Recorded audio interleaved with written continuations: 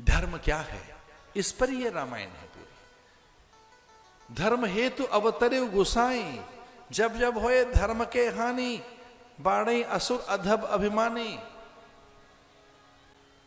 किसके लिए पैदा हो रहे हैं वो? यदा यदा ही अधर्मस्य ग्लानिर्भवति भारत अभ्युत्थानम, यदा यदा ही जब जब धर्म की ग्लानि होगी, जब जब धर्म का ह्रास होगा, मेरा आगमन होगा। विश्वामित्र चल पड़े, और जब विश्वामित्र महलों में आ ही रहे हैं तो गुप्तचरों ने संदेश दिया कि गुरुवर आ रहे हैं। विश्वामित्र का आगमन, मुट्ठियां भिची हुई हैं, भवें तनी हुई हैं, उनके आगमन में एक हल्का सा रोष है, मांग है।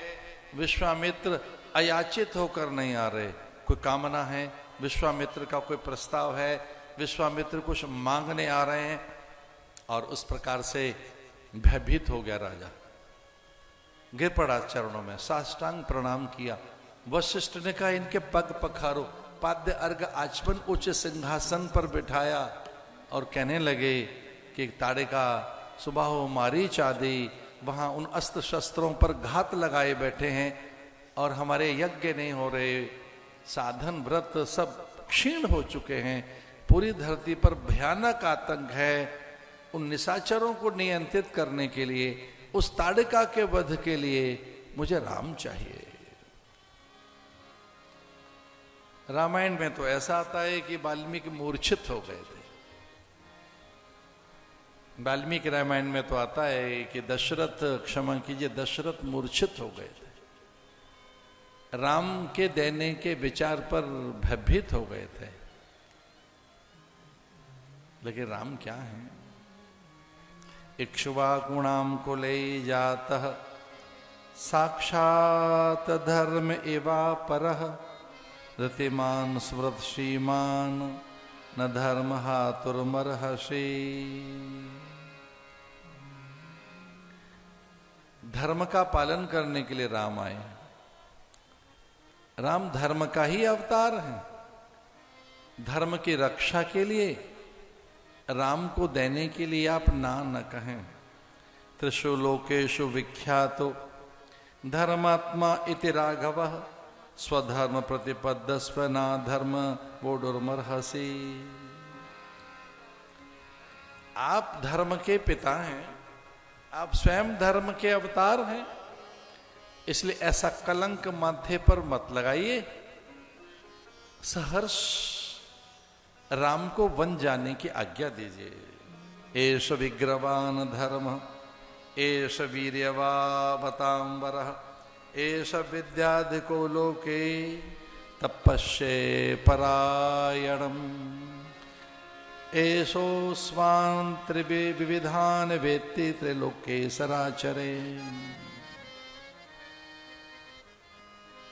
इस पूरी धरती पर सभी के कष्टों का निवारण करने के लिए भगवान ने अवतार लिया है। आपका पुत्र केवल आपका पुत्र नहीं है, ये परमात्मा है, इसे वहां भेजिए। सर्वशास्त्राणि कृशासस्व पुत्रा परमा धर्मा धार्मिका, तेषां निगृणे शक्तस्वं च कुशकात्मजा, तव पुत्र हितार्थाय। वाल्मीकि लिखते हैं कि ये अपने संकल्प बल से भी राक्षसों की हत्या कर सकते हैं, पर ये साधु में अस्त्र नहीं उठाएंगे। ये सन्यासी हैं, इस प्रकार से किसी को शारीरिक दंड नहीं देंगे। इनके संकल्प मात्र से अनेक सृष्टि बन सकती है। गुरुदेव वशिष्ठ ने राजा दशरथ को एक दिव्य दृष्टि प्रदान की। गुरुदेव ने राजा दशरथ से कहा मेरी ओर देखो हे राजन, और राजा ने जैसे ही वशिष्ठ के नेत्रों में झांक कर देखा, तब उन्हें विश्वामित्र दिखाई दिए जो करोड़ों ब्रह्मांडों की रचना कर सकते थे, जो अनेकों ब्रह्मांडों की रचना करने की सामर्थ्य रखते थे, एक संकल्प मात्र से कि हुंकार भरें तो रावण और उसकी समूची सत्ता तिरोहित हो जाए। दशरथ ने कहा आपके पुत्र के आदर के लिए आपके पुत्र की ख्याति होगी, सर्वत्र जय होगी। और हां, प्रयोजन कुछ और है ईश्वर का, अवतार का प्रयोजन कुछ और है। उस मर्म को समझिए और प्रसन्नता पूर्वक राम को विश्वामित्र के हाथों सौंप दीजिए। जब अनेकों ताड़काएं, न जाने कितने रावण, न जाने कितने ही रावण उनके स्वर से, नासिका के स्वर से भस्म हो सकते हैं कि एक बार रोष में आकर वो उनके नथनों से, उनकी नासिका से गर्म श्वास निकले उनके रोष में और क्रोध में, तो न जाने कितने रावण उसी समय भस्म हो जाएं। इतनी सामर्थ्य के हैं विश्वामित्र। और ताड़काएं वो नन्हा धूल का कण बन जाए उनके कुपित स्वर से।